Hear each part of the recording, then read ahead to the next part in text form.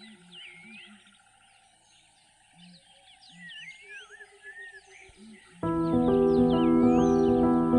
are now in the border between Zinave Game Park and Kruger National Park. We're driving in the southern section. We're looking for a clan of hyena that we know that historically utilizes this area. We're going to look for tracks now.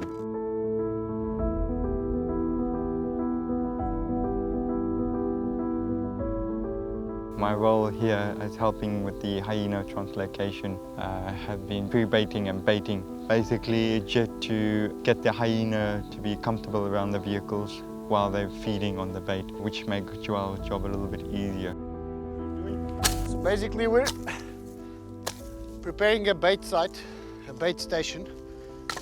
We're going to tie the bait to this tree, and if the hyena come, we're going to be on that side darting.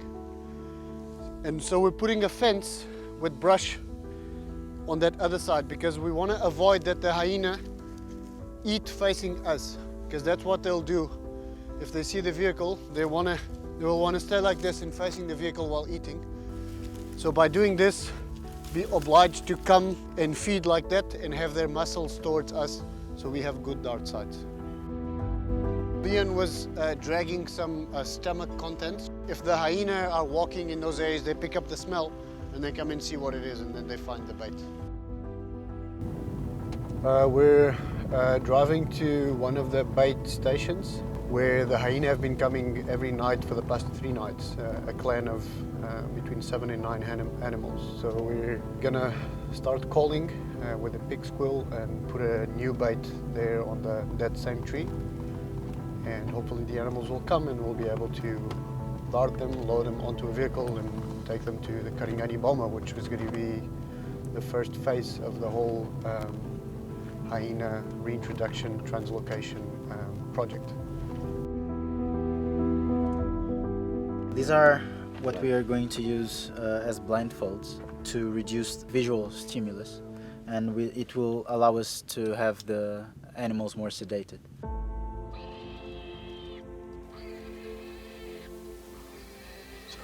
We've been calling for about 40 minutes and we just heard the hyenas. I think they're about 1 kilometer west of us. So they should be on their way to the bait, but we'll see what happens. Okay, let's go. Let's go, Hillary. Let's go.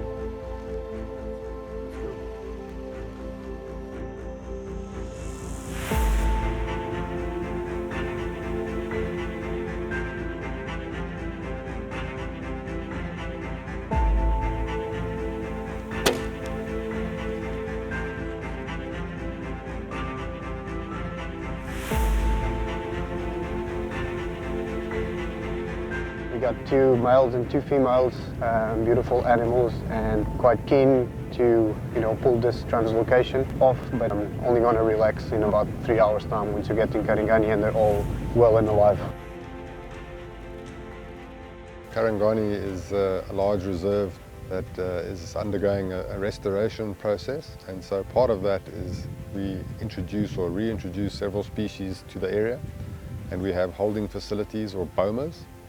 And so our role here, other than assisting where we can in the field operation, is primarily to provide a temporary holding facility for the hyenas whilst they undergo their veterinary tests on their way to Zinave. It's been an hour since the last top-up, so if you don't mind, just stop there, we'll check on them. The one female that's been under for 6 hours, 20 minutes now, she was breathing okay, but after the top-up she made what we call transitory apnea. So she stopped breathing for a bit, which is, I would say, normal under these circumstances, and it's usually a reaction to the top-up.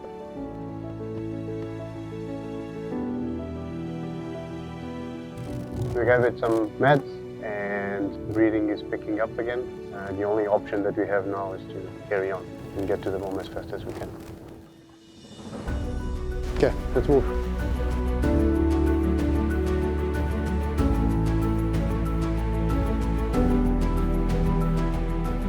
Okay, we just arrived in Karingani Reserve.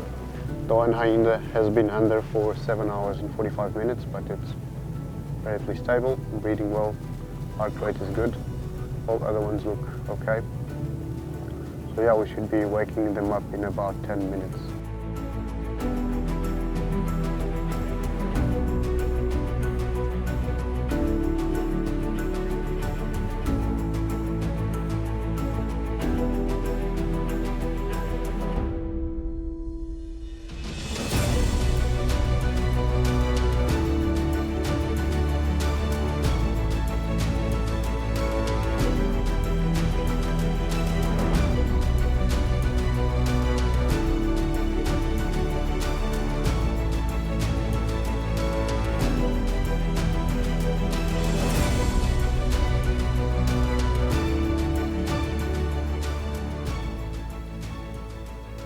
In the region where we are, tuberculosis is very prevalent. We want to make sure that these hyena don't bring tuberculosis into Zinave.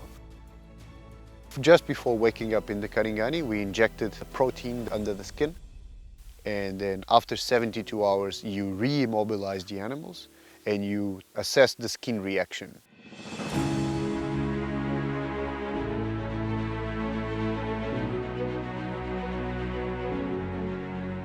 It was a 1-hour process between darting the first and the last one.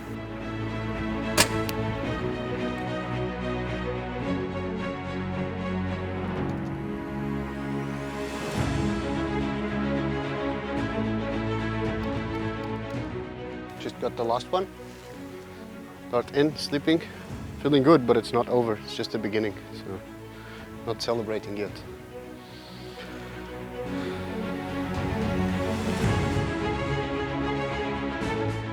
We load them onto vehicles and we notify the pilots in Masinjir that we were on our way so that everything would be ready for us.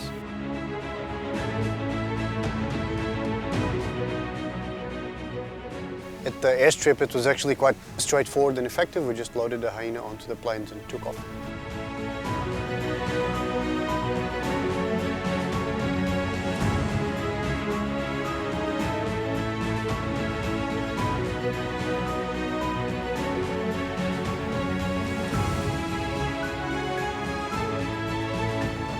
Obviously paying a lot of attention whilst flying, just making sure the hyena wouldn't wake up. But it's also a compromise between risking the hyena's lives because we don't want to give too much anesthesia, but making sure that we're going to be safe up there.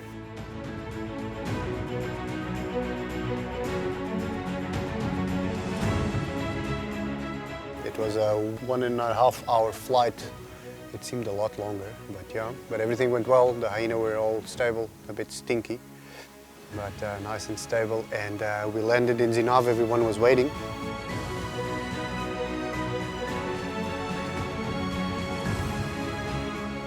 We offloaded back to vehicles in Zinave, and it was a quick drive to the Zinave boma. Proceeded with taking samples, collaring 2 animals, and wake them up.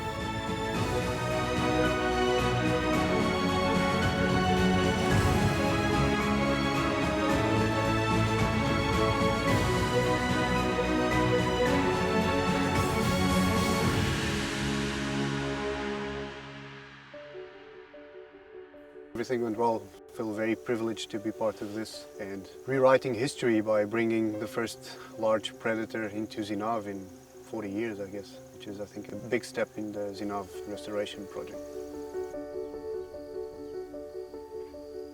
Our intention is to recreate the natural system the way it used to be. So the hyena obviously is a part of that and needs to come back. They invited us to come to Zinave in order to assess the situation, and we realized that there's actually very few predators in the park, and we recommended that they reconstruct the carnivore guild. A carnivore guild includes all species within an ecosystem from the order Carnivora. That includes small species like genets and mongooses up to large species like lions and hyenas. Each species occurs at a different level in the ecosystem, and when you lose species from a particular level, you may lose important ecosystem functions throughout the ecosystem. Hyenas have the ability to open carcasses where things like jackals and actually many vultures cannot. So for those other scavengers to perform their role, they need the hyenas. Additionally, hyenas' stomachs are so acidic that they can kill many pathogens like anthrax and prevent those things from spreading through the ecosystem. For those who knew Zinave National Park 5 years ago, when they come to Zinave this time, in fact, they get really surprised. We have elephants, we have buffaloes, giraffes, sables, we have ostriches, and we are working in incredible situation now. Zinave National Park is one of the main anchor legs of the Greater Limpopo Transfrontier area. From here we can create linkages to the other national parks, and to do that the anchor needs to be solid, and our aim is to solidify protection in Zinave. You know, nature doesn't stop at the boundary humans draw. So I think the conventional understanding of conservation is to safeguard ring-fenced areas for the protection of the species in those areas. But the reality is that landscapes require genetic flow and movement to mimic what the natural systems would be. And I think that's where Peace Parks and the Government of Mozambique's approach is unique, in that they recognize the importance of this landscape flow, this movement of animals through protected areas, through defined corridors, allowing for the genetic transfer and the physical transfer of animals between interconnected protected areas.